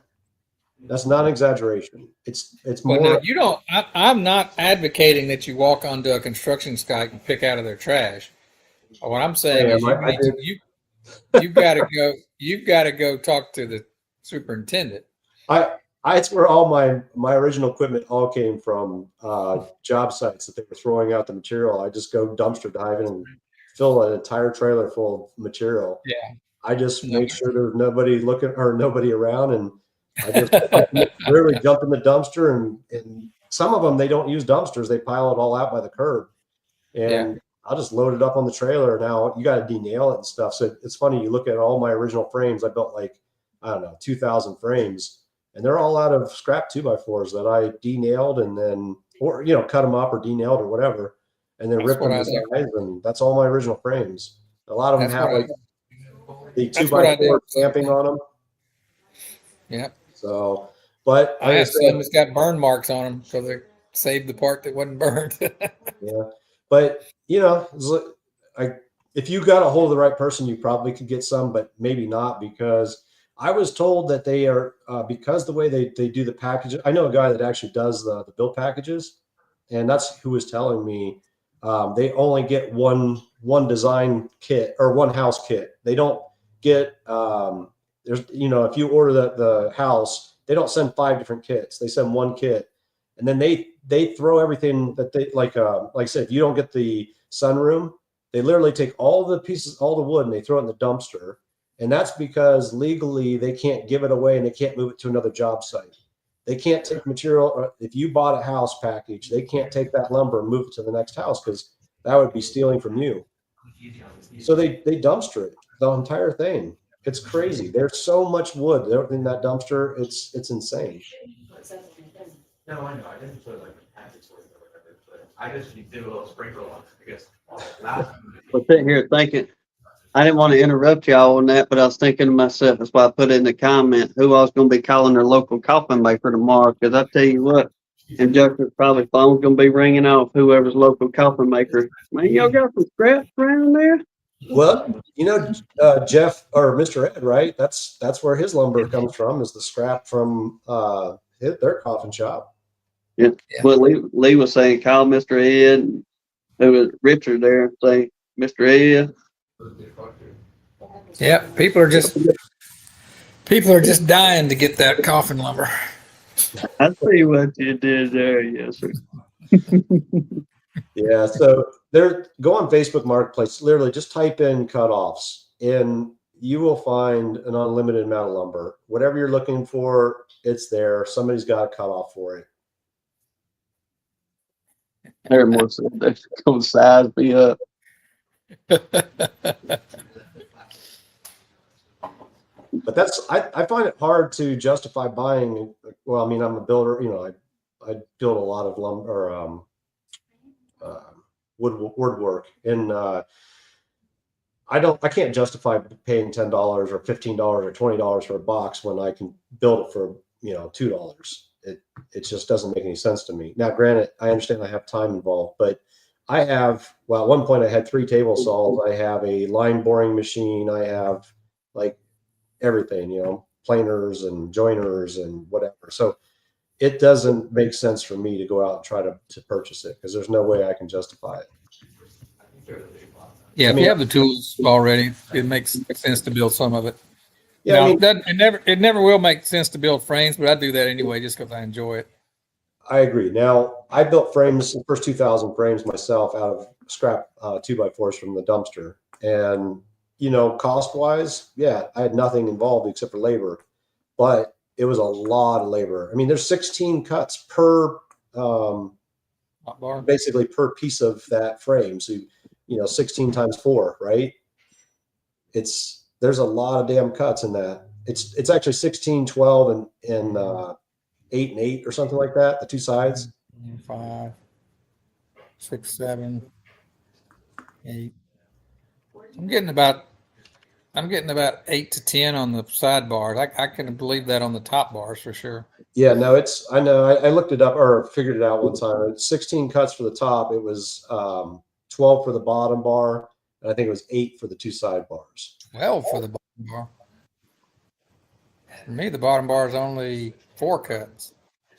Oh, you know what? I don't put the groove in the bottom because I don't use foundation. Well, I groove the bottom, and then you also have the 2 dado sides, so you've got 4 cuts right there.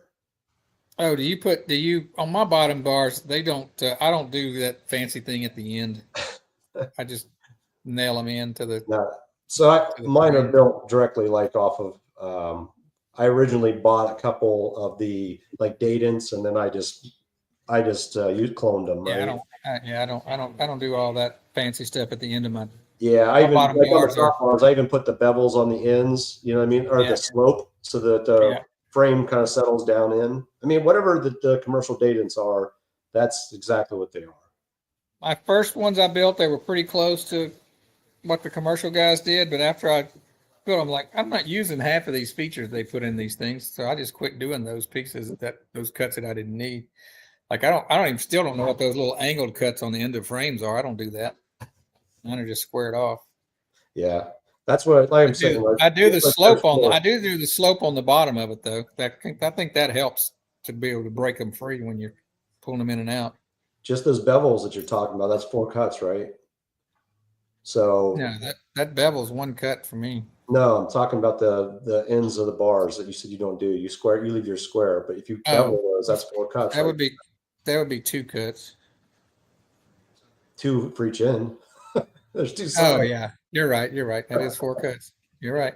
It's late. We understand, Philip. It's all right. Yeah. But yeah, no, I mean it's just one of those things. Like I said, if you got the time and the material, if you can source the material cheap, it's worth doing. But if you can't source the material cheap, like Buttons was saying a minute ago, if you're spending $20 for a board to make one box, what's the point of that when you can buy it for 15 or 20? Yeah. I mean, there's zero purpose in that. Yeah, you can't go buy decent lumber at Home Depot and compete with what you can buy the box for. And then all my swarm traps I build out of 3/8 material from the coffin shop as well. They sell a pallet. It's like it was $100 a pallet, and that's 4x4 by. They're in a coffin is 15 inches deep. At least theirs are. So all of the cutoffs are 15 inches deep, but there's 3 wide on a pallet, so it's a 4x4 basically, 4x45, I guess. But it's $100 and it's 4 foot tall. So how many sheets is that? I think it's 52 sheets of plywood for $100 is what it comes out to be. So yeah, it's 48 divided by 3/8, 128 layers. What's the wood? That's 64 sheets, 3/8. What is 3/8 what, plywood? 3/8 plywood. That's what I Is make it- my swarm boxes out of because it's Is it exterior? it's Okay. interior, but I've had them out for 3 or 4 years and they're still fine. Now I use cedar fence boards for mine, which I usually can find those in the 70% off pile at Home Depot.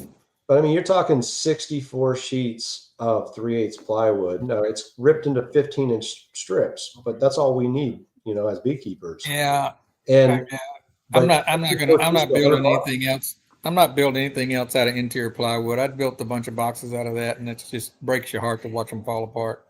This material, the ones I've got, it's an actual. They must it's have actual, exterior glue. It's not like OSB. It's an actual plywood, and so it actually holds up really well to the outside weather. I'm sure there's different types or whatever, but the stuff that they sell at the coffin shop, it's pretty good stuff. But like I said, look around. If you guys are into that kind of thing, building your own equipment, it's definitely worth it. No, there is no benefit, DC, to making your own frames unless you just enjoy it. I just really do. A matter of fact, I'm sort of grieving over the fact that I'm going to have to give up making my own frames because I just don't have enough time anymore. That's something we got to get. We got to get us about 75 or 100 more. We'll be set. Have you looked into the Acorn solid plastic ones? Yeah, I bought 52 of those this year. They cost wise are your cheapest cost. They weren't but about $1.60 a piece or something like that. They were cheap. You can't buy the wood ones. I mean, because unless you're not going to use frames or foundation, but the plastic ones with the it comes with the foundation obviously already in. The reason I bought those is because a lady was in town and she brought them by and gave me 10 of them, and I threw them in my hives in the middle of the dirt, and the bees drew them out. I was like, man, that's crazy. Now I think they were triple waxed, but the ones I bought were double waxed. Yeah, I mean, it's one of those things though. I don't know with the hot temperatures that these guys were seeing down in the Gulf area there. I don't know if that heat will affect those or not. I'm guessing. I think it'll affect them if they're in the hive, but I've left. If you leave any kind of black plastic out down here and let it catch full sun, it's going to melt the wax off and then warp. Oh, it's going to make it turn. But the only thing that lost me on the plastic was, I think we was having this conversation a week or two ago, but people talk about more crevices for them blasted beetles. And I was like, that's all I need is one more little nook and cranny for them things to get in.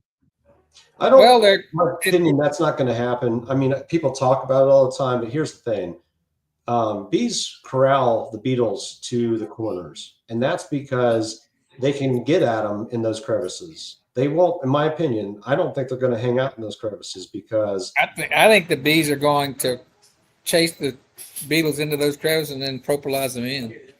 Well, I mean, they could, but I think that you're going to find them in the corners and on the top bars between the I'll lids. let you know, Tim. I don't have a lot of beetles, but I have enough that I could see how they were. I mean, the beetles when I started using that Reflectex on top, the beetles make all these little corrals up there on top of the frames, Hmm. and when I peel that up, the beetles just go everywhere. Right, but that's what I I'm don't like saying. The I don't bees like can't that get to stuff them. just for that reason. The bees can't get to them up there, but in those crevices, the bees can get to them and harass them. I had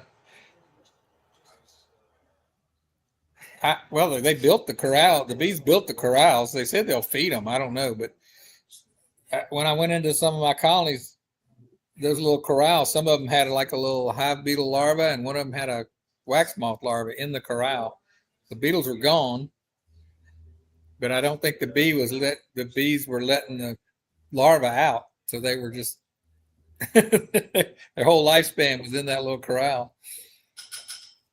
Well, It they was said just a they was few. making, Wasn't many. somebody had made a different brand where it's not, they're not so bad, but it's just, I'd be real gun shy around here. Now, if you're somebody that don't have but just a few of them, 10, 20 or so get in your colonies, then there's a good chance, yeah, you'll be okay. But what we deal with when it comes to literally hundreds in Wow, one I've seen colony more. is that's just mine. I want them to be able to either one or two things, push, like we're talking, push them up on top of frames or something like that where we can get to them with a vac, or keep them hemmed up down in one of the corners down there. Have you ever seen the Gus Mitchell? He put a video together. I don't know if it's still up or not, but he put a video together on how to make bait traps for them. And I did that. I was having a beetle problem, and I did that 2 seasons ago, and it pretty much wiped out the beetles. Like they disappeared. Um, but I didn't do it last year, and they crept back up on me again. So this year, I'm probably going to have to do those again because they made a difference. They really did. They just take political signs, and he takes a knife and rips razor blade, and he rips it halfway through and folds it open, and then he puts roach bait in there, and then duct tapes it back together because the bees can't get inside of that political sign, but the beetles can. And the beetles go in there and eat that roach bait. It kills them, and then the bees haul them out. So I put those on in the early spring before the honey supers went on. I made sure they were out of my boxes before the honey supers went on. I don't think it matters, but I just didn't feel comfortable with them in there. And then I also I put them in the fall after the honey supers came off. But that year, it really helped the beetle population. Last year, I didn't do it, and I had several hives that were pushed out by the beetles. But the problem was last year I had 85 colonies, and I was working, 45 hours a week. I'm building a house on my own from the ground up, kind of thing. I'm got 2 teenage kids, and trying to take care of 85 colonies was rough. So I something had to get neglected. So that's the kind of stuff that got neglected last year. So, but definitely look into that. Like I said, look on Gus Mitchell's web or site there. He's got a video on how he does it, but it's about as simple as it gets. Like I said, take that political sign, cut them in like 4x6 or something, 4x4 squares, slice it halfway through. I did 2 strips, cut 2 strips, squeezed the roach bait in there, closed it, duct taped it, threw it in the bottom of the box on the bottom board, and it took a little bit of time, but over about a month or whatever, it definitely helped. I mean, I bet I've seen a 50% or more reduction.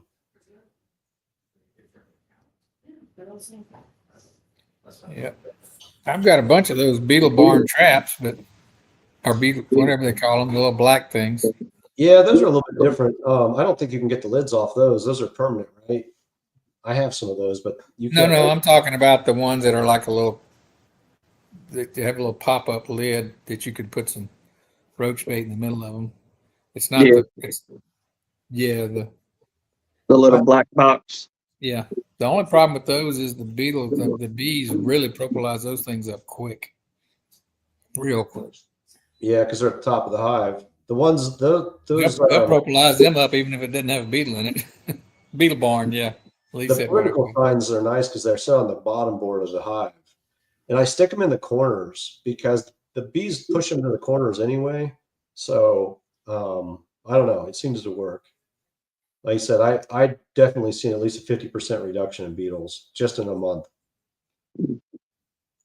That's what we need, Larry, more some kind of trap you can hang up like a, Yeah. a sticky trap to moths or yellow flies or something. Just draw them right on into something like that. I know this year's going to be really bad for them because I went out 3 weeks ago. We had maybe it was 2 weeks ago, but we had every January, second week of January, we get like a week of, -10, -12 degree weather for a week, and or 8 to 12 degrees below.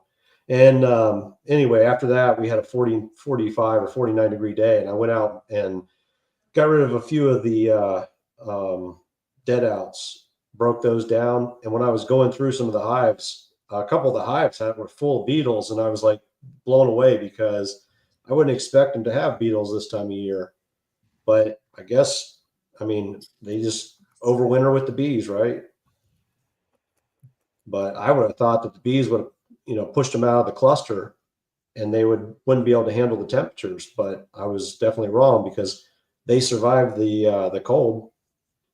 Man, I tell you, we have watched them hive beetles and watched the bees, and those hive beetles, they will get up underneath one of those bees and they will follow her wherever she goes. As long as it can stay up underneath her, that little joker will stay up underneath her as long as it can. Then if one deviates either direction, it'll go to another one. And it'll do the same thing until it gets into a corner or something where one of those, whoever's on guard, can get it pushed into a corner. Then you'll have them kind of see them, surrounding what they got hemmed up over there. But them beetles are pretty blasted smart when it comes to staying up underneath them bees. And I think it was maybe talking to Joey about it yesterday, or it was in one of the chats talking about it, but beetles coming in on swarms. And we've seen that where I don't know if they're hitching a ride with them or as they're swarming out, beetles just happen to pick up on the pheromone and kind of draw into it or what. But yeah, we've absolutely seen them come in with swarms and stuff. And the crazy thing is, like 5 years ago, I didn't have a single hive beetle. I didn't even know what a hive beetle was. And then there's a guy that I know that had a hive, two hives, about a quarter mile from my hives, and he was overrun with beetles, and they absconded from his hive. And then because he called me about it and we were talking and everything. Like I said, it's just across the field, basically, less than a quarter mile. And next thing I know, within a month, I've got hive beetles all through my hives. So for 5 years, I never, or whatever, 5 years ago, I never even seen one. I didn't even know what one was. And then all of a sudden, I was being overrun with them. So it's kind of crazy. Like the neighbor got them, and then I got infected from them. And once I got infected, there's just no going back. Like I can't get rid of them. I did put down the granules. I'm gonna put those down actually this next here in the next couple of weeks again. Maybe that will help eliminate them. The grub X. Mm-hmm. My concern is in the early spring about putting grub X. I don't want to put it down until the maple pollen's popping, because I don't want them digging around in it thinking it's some kind of pollen. I don't know if they would do that, but I just don't want to chance it. I mean, we never had any problem with it because we just about springtime is whenever we throw it on the ground. Now, the only thing we would do is I would do it like in the evening time. Then after all the bees pretty well got home, I'd spray it real light with a water hose and kind of just try to activate things on top of the ground before, a rain or something like that come in and washed a lot of it out. But like following mornings or anything like that, we never had any problems with, what would look like potential poison or anything in any colonies. But that's just a viewer discretion advised, I guess. But we was talking over at Leeds yesterday on his live about doing some of that, putting that grub X and all out. And Lee was just saturating his area, and I was doubling here at the house. And it even just us doubling what was recommended far as per square foot. The last 3 years, we hadn't had any issues far as, like say, what appeared to be any poisoning. Now, does that help for you, the Grub X? Mike Berry just said that the grub X shouldn't affect the bees. What's in the ground? Yes, I believe it's a great help to knock down whatever's in the ground. But I guess kind of going back to yesterday, we was discussing this a little bit, and my view on it is if we're going to do anything to try to prevent the smaller hive beetle, it's got to be done before they get into that box or into that colony, because pretty well as soon as they get into that colony and you have smaller hive beetle larvae, it's pretty well too late for the most part for that colony, because by that time you're starting to get slimed out. It's not going to be long before the bees are fixing to pack up and abscond on you. And the preventative maintenance to kill off any larvae that does get out of the box to get into the ground to pupate, then yes, absolutely, a great preventative measure. But where I keep zooming back on and trying to figure something out, and I know a lot of people don't want to hear it, but the peppermint has been superior for us at keeping the hive beetles either out or pretty well non-existent. Now, with that being said, getting back to, go ahead, Phil. Have you seen that Steve Dennis's videos on that? It's like I think he calls it like a beetle grease or something like that. Oh, you're talking about the kill or murder sauce or whatever No, it's not murder sauce. Where they It doesn't have diatomaceous earth in it. It's got like lard and it's got thymol and some stuff. It's a mixture, and it's like a paste, and he puts it on the end. He puts it on where the frame rest is. He just rubs it across top of the frames, and the bees eat it up. It's only in there about a week, but it knocked it. He didn't see any small hive beetles after he started putting that in. And the guy he got that from, somebody here in Texas, said that it also kills the M's, but I don't know if that was confirmed or not. But it did seem to knock his beetles out. But he's got a few videos on it. That'd be great too, because I mean, and I think it might have a little peppermint oil in it too in the mix. It's got a lot. It's got several different ingredients. Because one of the mixes we was talking about the M's the other week was that using some lard, lemongrass oil, spearmint oil, and mixing it in with that lard. That sounds like the same stuff. Yeah, it looked like cake icing. It looked like cake icing when he was rubbing it in there. Mm-hmm. Who anybody interested on that? It was Dr. Armine from the University or West Virginia University is where a lot of that research was coming from that night. But that's all that man studies was ticks or mites of some sort. And that's how they had their outstanding results helping out the University of Florida down there. Russell said he uses lard and wintergreen. You There you know, go. I'm actually surprised that you guys in the South even have hive beetles because I was doing some research on something else and I found out the hive beetle larva can only survive up to like 100 and I think it was 104, 108, but the honeybee can survive to like 116. But I mean, you guys get some serious temperatures down there, right? Yeah, I mean, it ain't no problem to get into the mid 90s throughout the summer and times. Yeah, get on up into 100 degrees.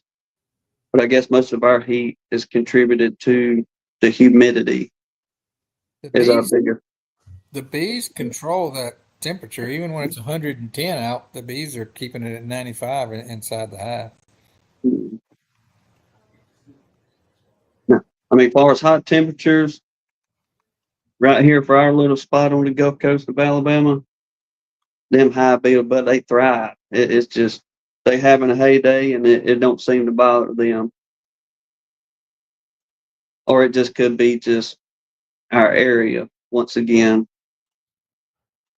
with the land and everything we have here at the house. I may have misspoken about that because I'm looking this up again right now, and um, the temperatures are a lot higher than what I said a second ago.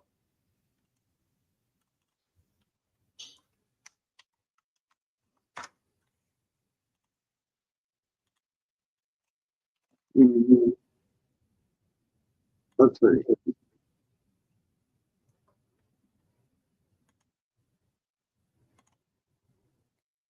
Larimore, I'm pretty sure I had to go back and look at my notes on a lot of that stuff, but I'm pretty sure they do put off a pheromone as well. The smaller hive beetle put off a pheromone as well.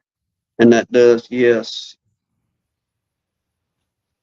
help draw in more to a colony. Because I mean, that's what led us to, before we got on the peppermint kick, that's what led us to building the Beetlevac 5000, as we called it. Uh, just taking a small shop vac and a small piece of old water hose. And whenever we popped the lid and we seen beetles, we had the vacuum going right then. That way we could just get to them, pull them up, and it would clean them out for a good couple of days. But if we didn't, even then, if we didn't do that, then within 3 or 4 days of seeing a bunch of beetles in there, y'all know how it is, that they were slimed out. How long after you vacuumed them up? How long did that work for? We was okay about 4 or 5 days. That's it. Every 4 or 5 days you re-vacuum them. Re-vacuum. Yes, sir. It was almost every Saturday we would have to be out there to vacuum beetles. If not, within a couple of days, that they'd have been slimed out. Have you tried like Bob Walker had? He bought those bottom boards that have the oil traps in them. Have you ever tried any of that down there? We tried one. Chris the Bugman sent us one, and we got it at the latter part of spring this past year, and we've seen a little bit of results, but with with our obligations that we had, we wasn't able to keep up nowhere near the way we should have been able to. But I would go out there and I'd pull that tray out, and you could see there was some beetles down there in the bottom of it, but I always just threw a little bit of diatomaceous surf down there and just knock it out. Yeah, I don't think diatomaceous earth works that good just because with your humidity, especially, it gets too compacted and they can just walk right on top of it. I think you almost have to commit to the oil, which is a mess. But um, Chris the Bug Man, man, that's a blast from the past. I wonder what he's been up to. I hadn't heard from him in a long time. He was in one of the chats a few weeks back. Then, like I said, I hadn't seen him in a little while. Hope he's doing well. But yeah, he sent that thing down to us. Like I said, the latter part of spring, I believe it was last year. So I can't really say 100%. Yeah, they're real good. Bob said he had good results out of them. A couple other people that says, they've used them, so they've had some good results out of them.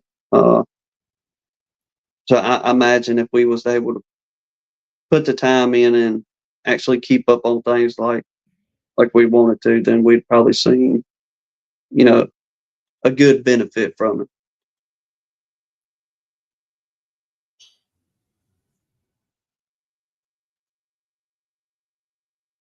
Well, to a point, yes, sir. Mr. Mike Berry, you got to learn to coexist with them things. If not, they're gonna drive you plumb up the wall, and you ain't gonna have nothing. It's that constant battle, and it's like the ones of you that deal with the M so much. It's that balance to try to find, hopefully remedy issue, but if nothing else, keep things at bay enough to where the bees can at least perform as they need to. Are you guys already seeing maple pollen down there? Our trees hadn't started blooming yet. Now, we was traveling down the interstate yesterday, going through Mississippi and Louisiana, and brother, east and west bounds of I-10 was littered with maple. I'd say probably another week that they're going to be full on forest maple over there. And we'll probably be that way about another week or so after everybody over that way. We're usually basically the 1st of March is when our maple starts to pop, but we don't have any. We won't have any nectar until 2nd or 3rd week of March at the earliest.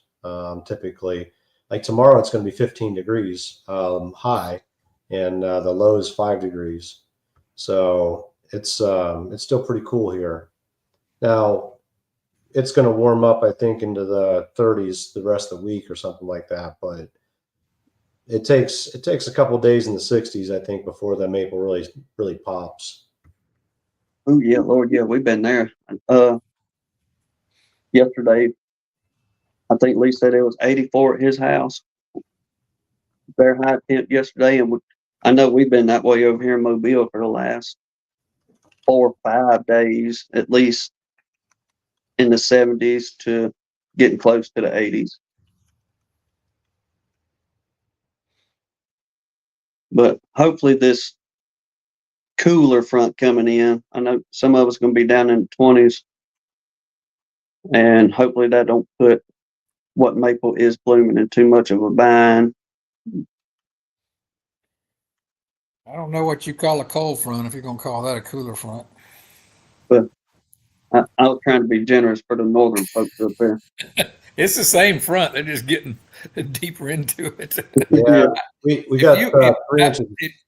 If you watch the weather, I watched it today and I couldn't believe it. I mean, you always see these fronts and they'll come down in the Midwest and they'll swoop up. This thing comes out of Canada and it just covers the entire United States, and everywhere is at least 30 degrees below normal temperatures in the whole country. It's wild how big it is. Nature's last laugh. Oh my gosh. It's We got over crazy. 3 inches today. So I spent the morning shoveling, so I feel it. And then, like I said, tomorrow the high is 15 degrees, the low is 5 or something.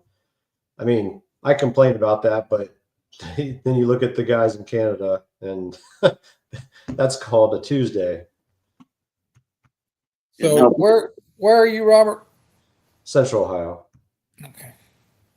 For easy math, call it Columbus. I'm north of Columbus, about an hour, but 45 minutes or so. But Columbus, Ohio, most people recognize that. There was another Ohioan in here a minute. Brian, what was that fella's name? Mark. Saying he was from Ohio. We have quite a bit of range, like most people, right? But Texas, all of them. But Tom is in Cincinnati, and he's usually about 10 degrees warmer half the time than we are. So Yeah, that's barely in Ohio. yeah, but That's still he's also in a different. Tennessee, He's up in a. I think he's up in the hills Kentucky. or whatever, right there. Yeah, he's near Tennessee and Kentucky, right? He's in the corner between Yeah. Indiana and Kentucky. Yeah, so if he's east of Columbus 1 hour, so he would be in Zanesville kind of area or Newark area.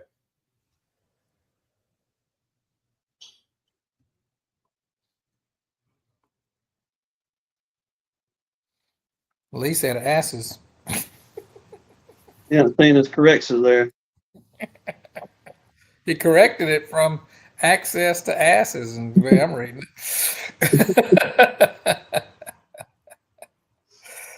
it.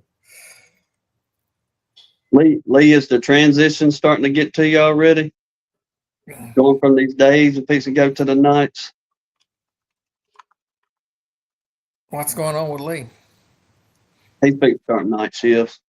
Oh boy. 7/12, the man said. Oh. What's that, about 4 or 5 months? Well, he have plenty of time for his bees now.